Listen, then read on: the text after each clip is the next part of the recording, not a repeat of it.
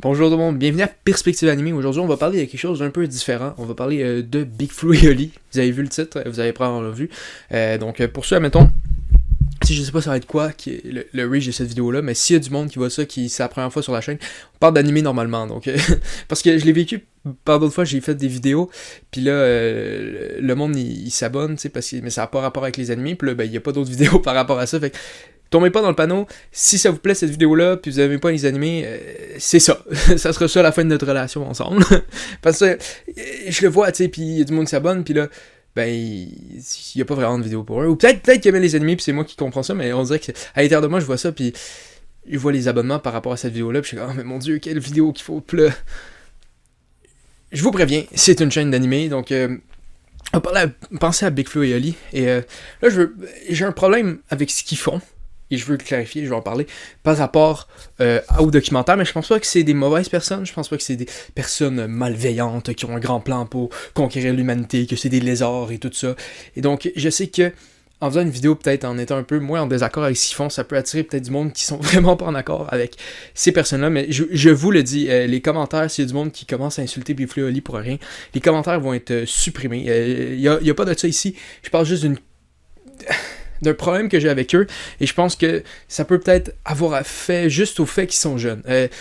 Ça, je le clarifie avant, je pense juste que Big Flo et Oli sont pas honnêtes dans ce qu'ils font, et je pense pas nécessairement que c'est un malhonnête de « on fait un gros plan pour vaincre, prendre la possession de la France » ou de quoi de même. Je pense juste que c'est ne pas nécessairement être honnête avec eux-mêmes, en peut-être ne voulant pas s'avouer à eux, des fois qu'ils sont pas aussi vertueux qu'ils pensent qu'ils sont. Puis ça, je pense que c'est un step normal de la maturité. J'ai l'impression de juste réaliser que des fois, ben, tu fais pas juste tout pour le pur plaisir de l'art. Ok? Puis ça, c'est une vision que j'avais d'eux un peu avant le documentaire que je veux parler un peu aujourd'hui. Donc, juste clarifier que j'ai regardé ça avec cette lentille-là. Donc, ça se peut que j'ai juste confirmé une pensée que j'avais déjà d'eux. Et puis c'est ça, on va rentrer dans le vif du sujet. Je parle de leur documentaire qui s'appelle Presque Trop. Et puis moi, personnellement, je vais vous dire de même, je pense qu'ils sont pas nécessairement... en le regardant, je pense que le titre qu'ils auraient dû mettre, c'est pas nécessairement Presque Trop, mais pas assez. Parce qu'on dirait que c'est ça qu'ils ressentent... C'est ça qu'on voit d'eux, ok?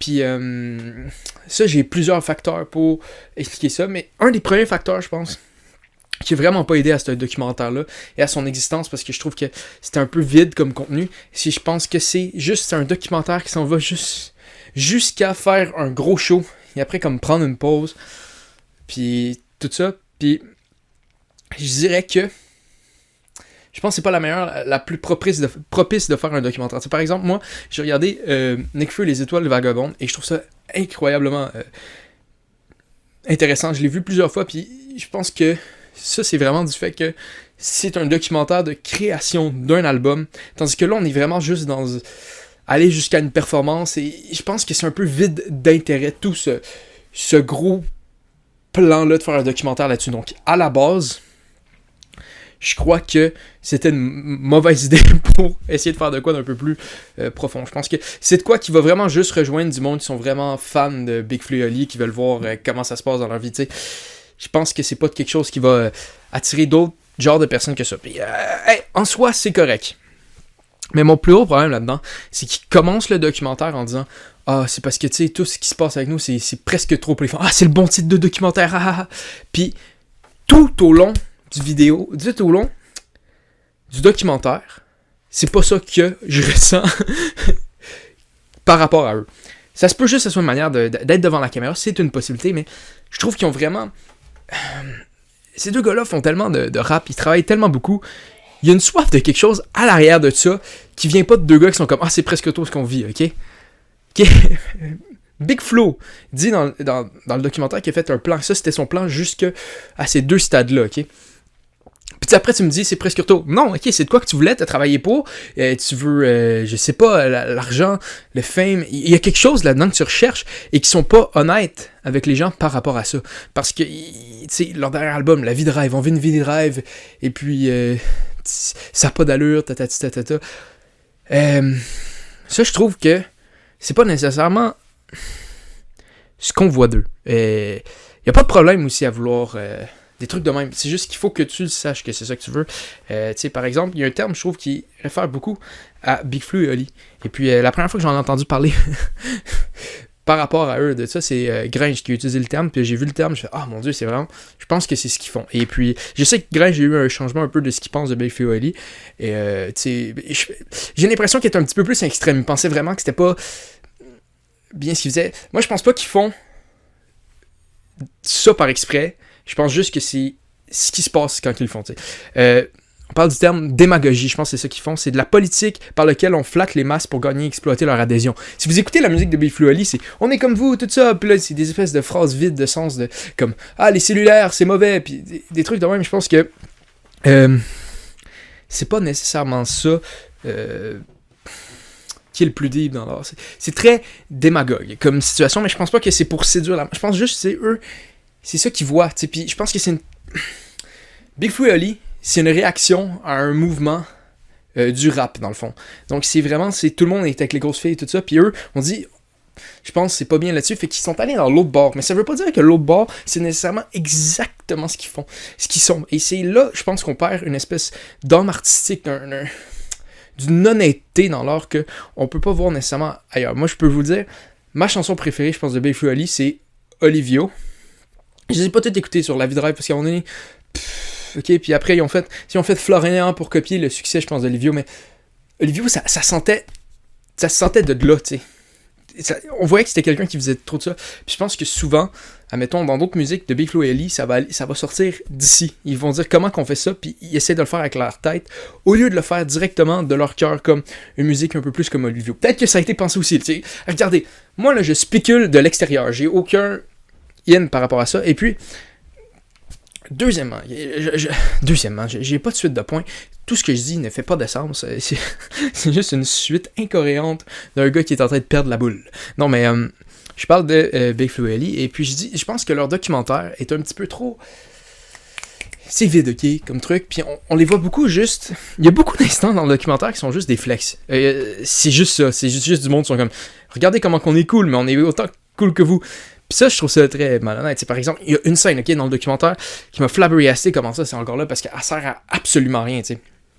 Et puis c'est une scène où juste, il y a une auto, puis ils font comme, ah, c'est une belle auto, tout ça, puis après ils la donnent à leur ami. On connaît pas c'est qui l'ami, on sait pas pourquoi ils donnent ça, c'est juste eux qui donnent un auto à leur ami. Puis après, faut dire, tu sais, je sais pas si vous comprenez ce que je veux dire, moi c'est une espèce de comme, regardez, on donne nos autos à des amis. Puis c'est pas nécessairement ça, peut-être qu'ils voulaient montrer, regardez, on n'est pas, tu sais, on aime ça donner aux gens autour de nous. C'est une possibilité, mais ça, il faut le faire d'une certaine manière. Puis c'est là que je pense que dans le documentaire, il y a aucune trame narrative, ok? Ils disent que c'est presque trop, comme le documentaire, mais on le voit pas installé partout. Puis ça a bien beau être un documentaire, il faut quand même que t'installes une trame narrative par rapport à ça. Des fois, dans les documentaires, ils font ça. Ils installent de quoi qu'ils veulent dire, et puis là, ils changent les événements de bord pour vraiment expliquer ce qu'ils veulent dire. Puis ça, c'est pas un problème, parce que c'est une histoire, un documentaire aussi. C'est pas juste un documentaire, et dans Big Flo et Oli, c'est juste suivons-les et vivons... Je sais pas ce qu'on vit. Puis, moi, il y a vraiment une scène dans le documentaire qui m'a complètement turn off. Là. À partir de ce moment-là, j'étais parti. Là. C'est quand ils commencent à parler des fans, puis à quel point c'est lourd, puis tout. Puis je comprends qu'il y a beaucoup de célébrités qui en parlent, puis que c'est important dans leur vie parce que c'est de quoi qu'ils vivent, eux. Mais on s'en tape. Je sais pas comment dire mieux que ça. On s'en fout. On s'en bat les steaks. C'est pas notre vie.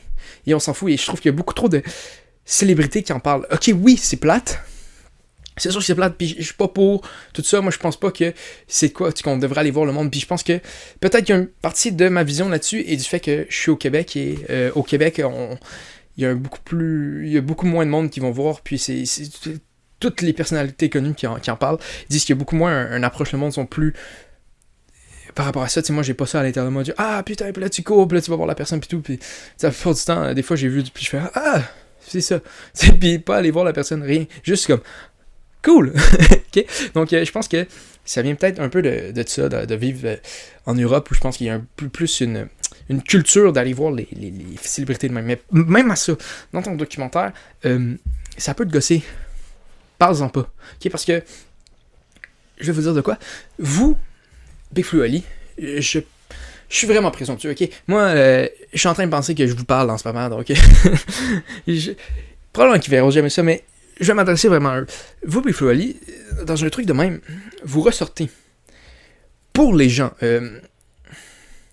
qui vont pas nécessairement aller vous voir puis qui comprennent pas ça, de vous ressembler à des bébés gâtés. C'est comme ça que ça sort.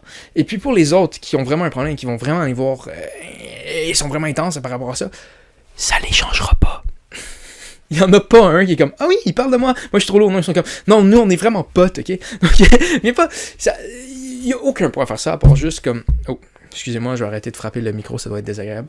À part juste un, rien, ça sert à rien, ok?